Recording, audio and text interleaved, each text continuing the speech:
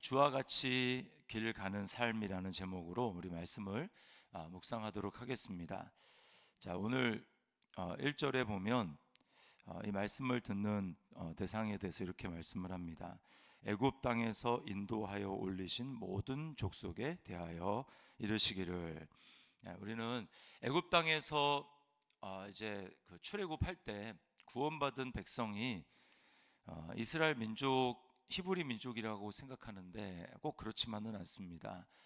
그 신명기 말씀에 보면은 이제 허다한 잡족들이 있었다 이렇게 이야기를 합니다. 그러니까 아브라함의 후손들뿐만 아니고 여러 민족들이 이제 출애굽할 때 같이 나왔다라고 하는 것을 알 수가 있습니다. 자, 어찌되었간에 구원받은 백성들에게 하나님은 말씀을 하십니다. 구원받은 백성에게 말씀이 들립니다. 구원받았기 때문에 또 하나님의 말씀을 들어야 합니다. 그러니까 하나님의 말씀을 듣는 대상들은 구원받은 사람들입니다. 그래서 하나님은 출애굽기 20장에 보면 십계명을 말씀하실 때 그 전제가 나는 너희를 애굽 땅 종되었던 집에서 인도하여 낸 너희 하나님 여호와로라 이렇게 말씀을 하고 그 다음에 이제 계명을 말씀합니다. 지켜야 될 계명을 말씀합니다. 그러니까 하나님이 너희는 이렇게 지켜야 된다라고 말씀하시는 것은 다른 말로 돌이키며 너희는 나의 은혜를 받은 내 백성이다라고 하는 것을 전제하고 있는 거예요. 2절에도 그래서 이어서 이렇게 말을 합니다. 내가 땅의 모든 족속 가운데 너희만을 알았나니. 그래서 뭐라고 얘기합니까? 그러므로 내가 너희 모든 죄악을 너희에게 보응하리라. 그들이 은혜를 받지 않았다면, 그들이 하나님을 몰랐다면 다른 문제겠지만 오직 그들만 알았습니다. 여기 알았다라고 하는 것은 친밀하게 사랑했다라는 것입니다. 부부 관계가 되었다는 것을 말하는 것입니다. 다른 말로 하면 친밀한 관계를 맺었고 부부 관계를 맺었기 때문에 이제 서로 이제 언약을 지킬 의무가 있다라고 하는 것입니다. 그래서 우리 이제 그 십계명은 계명을 맺었다라고 하는 것은 다른 말로 하면 이제 부부가 혼인 서약을 하는 것과 마찬가지입니다. 다른 신을 내게 있게 하지 말아라라고 하는 말은 당신은 불륜을 저지르면 안 된다라고 하는 것이죠. 그리고 이제 학자들 가운데는 이 성막을 지었다라고 하는 것은 이제 뭐 신혼 살림방을 차렸다 이렇게 비유하는 학자들이 있습니다.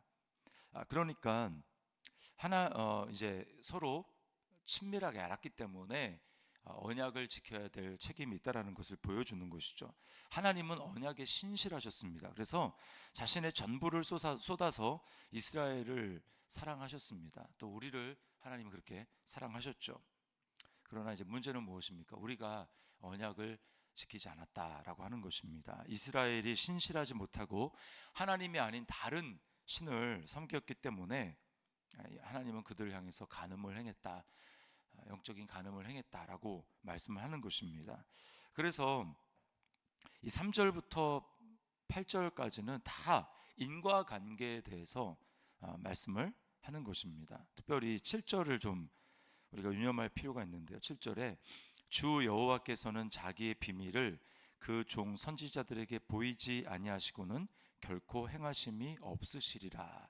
여기 어떤 인과관계가 있습니까? 어떤 하나님의 행하심에는 반드시 사전에 그 종들을 통해서 말씀하시는 바가 있었다라는 것입니다. 하나님의 심판을 행하십니까? 그러면 바로 그냥 심판을 행하시는 것이 아니라 종들을 통해서, 하나님의 선지자들을 통해서 내가 심판을 행할 것이다 이런 말씀을 하신 다음에 하나님 심판을 행하신다라는 거죠. 하나님은 항상 우리에게 말씀하시고 그 다음에 어떠한 일을 행하시는 것입니다. 또 8절 말씀을 보면 이렇게 얘기하죠. 이제 8절 사자가 부르짖은즉 누가 두려워하지 아니하겠느냐? 주 여호와께서 말씀하신즉 누가 예언하지 아니하겠느냐? 이렇게 말씀을 합니다. 우리는 이 하나님이 우리에게 먼저 말씀하신 다음에 행하시는 일에 대해서 우리는 감사해야 합니다. 하나님은 말씀을 하시는 하나님이죠. 그래서 히브리서 1장 말씀에 보면 옛적에는 선지자들을 통해서 말씀하셨다. 이 옛적이란 말은 예수님의 오시기 전에 구약을 얘기를 하는 겁니다. 구약 때는 선지자들을 통해서 말씀을 하셨어요. 모세도 선지자입니다. 하나님의 말씀을 대언하는 사람들 다 선지자죠. 그래서 구약은 전부 다 선지자를 통해서 말씀하셨습니다. 그런데 마지막 날에는 누구를 통해서 말씀하셨는가? 마지막 날에는 아들을 통해서 말씀하셨다라고 이야기를 합니다. 지금도 마찬가지입니다.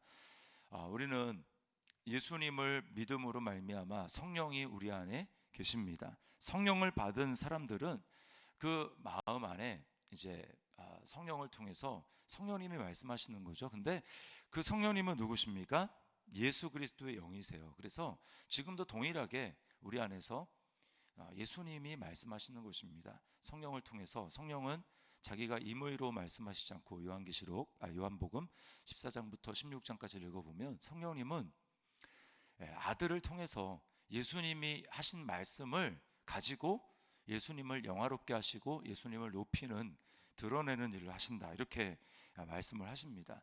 그러니까 예수님과 관계없는 일은 성령님 말씀하시지 않고 예수 그리스도의 십자가와 부활, 예수 그리스도를 우리에게 적용시키는 그 일에 대해서 성령님은 우리에게 말씀하시는 것입니다.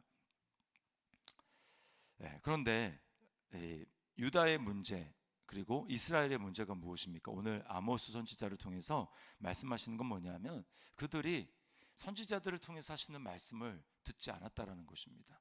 귀를 기울이지 않았다라는 거예요. 이게 이스라엘의 문제고 유다의 문제였습니다. 어제 본문이긴 하지만 2장 4절에 보면 이렇게 말씀을 합니다.